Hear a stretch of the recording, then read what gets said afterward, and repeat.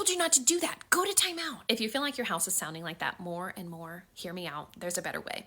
Timeout has been found to increase a child's compliance to demands. So I will not hit my sister because I'm afraid of timeout.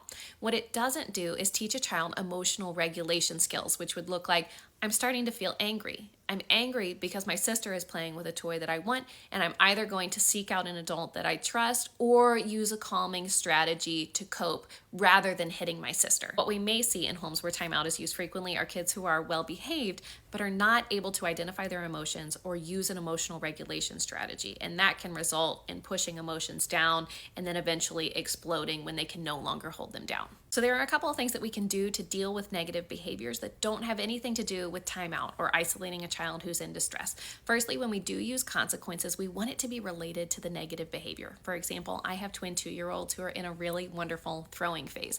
When they throw something that can't be thrown, they know that I'm going to take it away. Next, when a child is having big feelings, what we want to do is called co-regulate. So you as the adult, take a deep breath, you keep yourself calm, and then you help the child name what they're feeling. You're feeling angry and help them identify why they feel that way.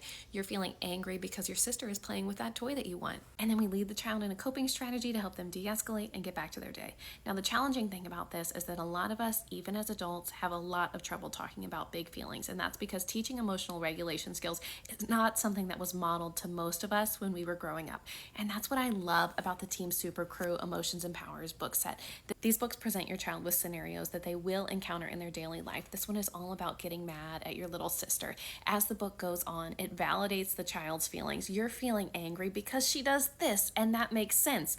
But what if, and then as the book goes on, it reframes the way that the child is feeling about their sister and empowers them to deal with their big feelings. At the end of this book, it gives 4 simple steps for the next time the child needs a kindness boost, which is a great reference point for when you're having that emotional regulation moment with your child. Remember when we read in Kesha the Kind about being kind? What were those 4 simple steps? And as you keep consistent with this method, your child will learn to independently use their emotional regulation skills.